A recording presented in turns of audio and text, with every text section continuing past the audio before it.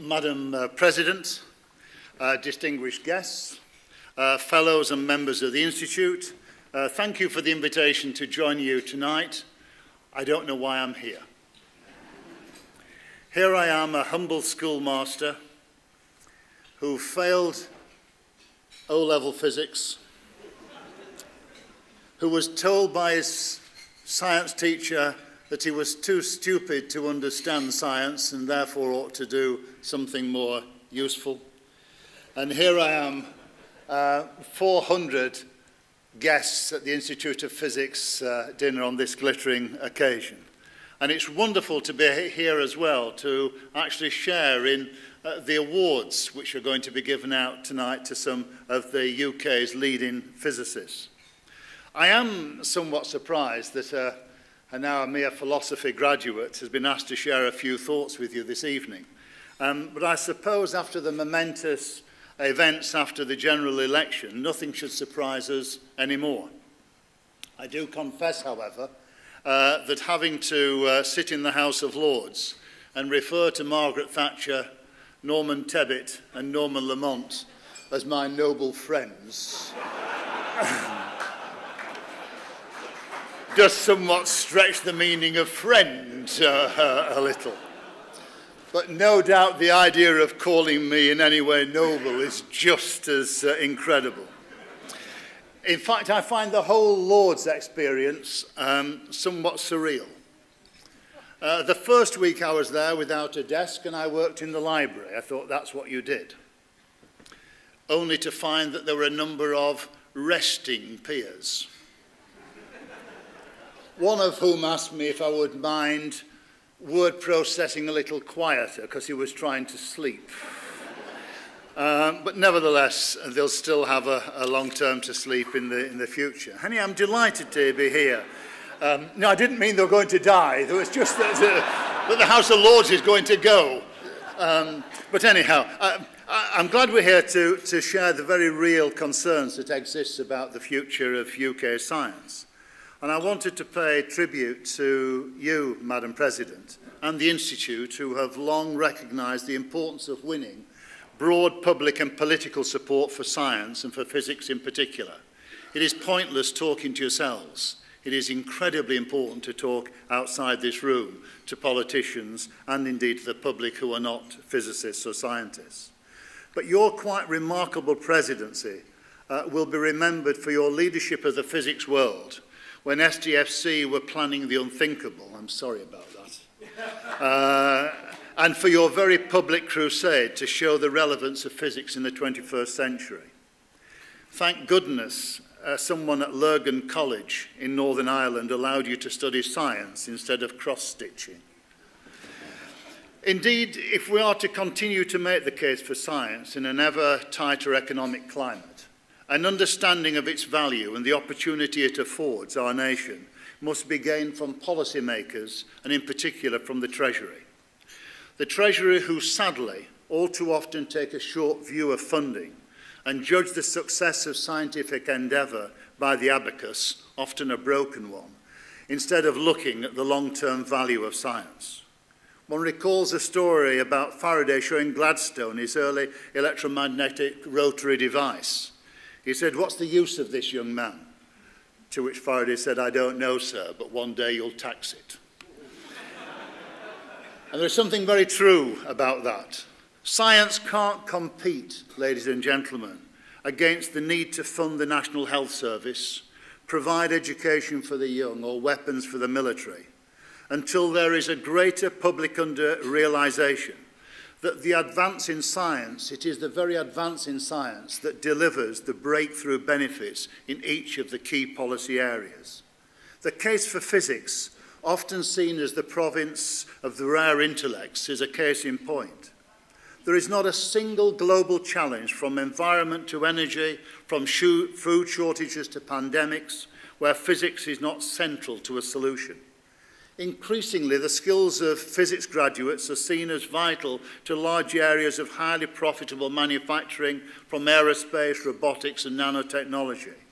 And yet here we are tonight, within a couple of weeks of the cusp of a downturn in research activity, because of the blindness of a political class dominated by accountants anxious to balance the books in the short term.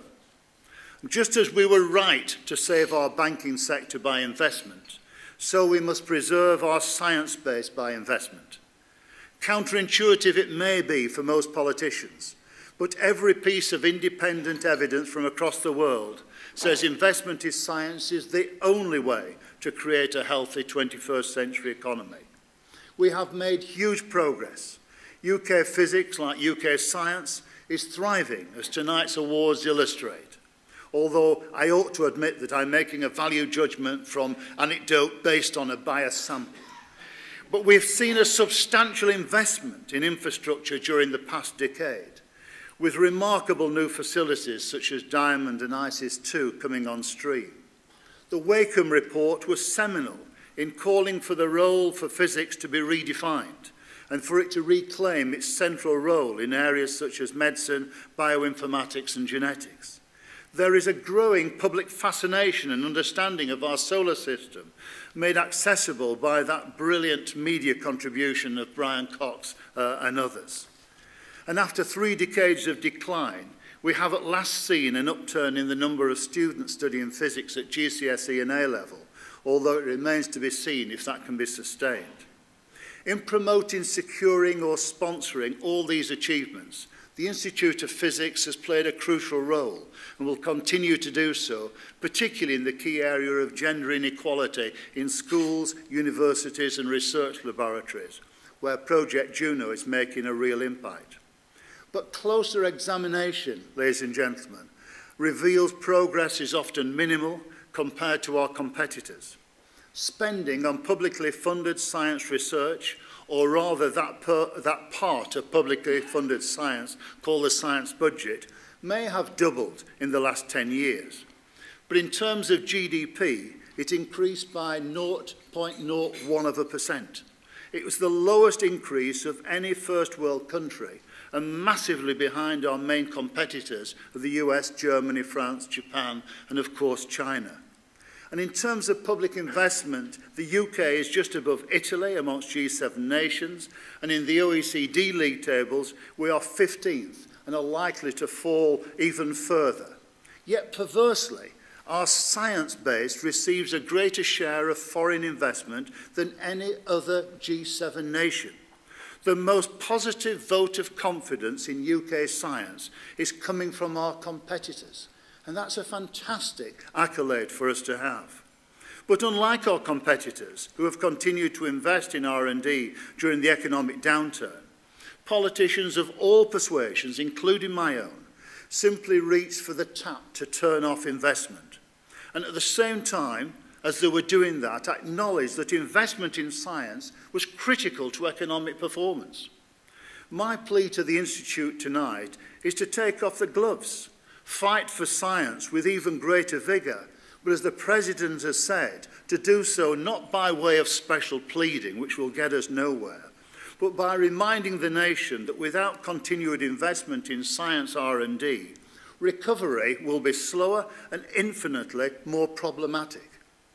I am certain that the economic case for maintaining science investment is understood by David Willis and Vince Cable, even if Vince initially did not recognise the subtleties of the RAE and the stringency of the quality filter applied in Research Council response mode funding. The question is not just whether Vince understands that, but does the Treasury? The only department without a chief scientific advisor, do they understand? You can imagine the scene in the Treasury, a Treasury official demanding to know, what have physics ever done for us? Well, Permanent Secretary, there was the World Wide Web. Well, yes, apart from the World Wide Web. Well, there were MRI scanners and medical diagnosis. Well, apart from that, what has physics ever done for us? Well, lasers for everything from medical treatments to weapon systems. Yes, but apart from that, what has physics ever done for us? Well, liquid crystal displays for your new restroom, Permanent Secretary. You'll be telling us next that they provide homeopathy on the NHS?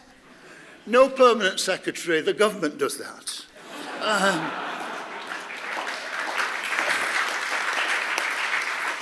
Well, David Willis is certainly not an unintelligent minister, and he is guided by a true advocate in UK science by Adrian Smith. And I'm convinced that he understands the case for science, but he has to persuade the other unicerebrate Conservative ministers at number 10 and number 11 Downing Street of the case. So tonight, Madam President, we will honour 19 award winners. These are leading scientists, many of whom work on mind-blowingly complex areas of physics, scientists recognised internationally for their brilliance and expertise. Not one single one of them began as a 4-star research scientist. They all began as undergraduates, postgraduates, postdoctoral research assistants. All have worked at some point on areas of science that have not borne fruit, or not borne fruit yet. The very essence of pure science is that we don't know the outcome when we begin. We have rightly challenged our universities to be more aware of impact, of commercialisation of IP, but governments cannot command research outcomes. All they can do is to recognise at the very earliest stage that it is brilliant individuals or brilliant collaborating teams who, in the true nature of scientific research, ask themselves difficult, sometimes seemingly impossible questions. Great science is achieved by inspirational individuals. And as the conclusions of the Royal Society report, The Scientific Century, made clear, prioritise investment in excellent people. And they were absolutely right. But if government rations research funding by some arbitrary REF measure, whether that equates to 40%, 45% indicated by the Secretary of State, or even the 2% of the 2-star internationally significant research, how can we encourage the next generation of award-winning physicists or scientists to take risks? What will we be saying to science students in our schools and universities? Unless you somehow can metamorphosize into a world-class scientist whilst an undergraduate, forget a career in science. Is that what we're saying by cutting off the research at the lowest levels? Or do we believe that somehow our universities and institutes can attract world-class talent when we are limiting opportunities for our own? Quite simply, with every industrialised nation investing in science, we are in danger of throwing our scientific competitive advantage away. Nor can we simply turn the research tap back on if and when the economic climate gets better. We can with construction, we can with finance, with retail, with leisure, but reducing R&D more often than not means a total loss of opportunity that rarely comes again. Nor will the best scientific talent simply wait. Their skills are sought after and they are welcomed by our competitors around the world. Vince Cable is a long-term friend of mine for over the last 25 years. He's widely respected as an economist and he's a wonderful ballroom dancer. He said recently that the forthcoming government spending priorities, and I quote, will help define what we value as a nation. I agree with Vince, but I go further. How the government's spending priorities impact on science will define our future as a nation. Get this wrong, it may take decades to recover. I'm sure the Institute of Physics will not let that happen. Thank you very much indeed, and congratulations to our winners.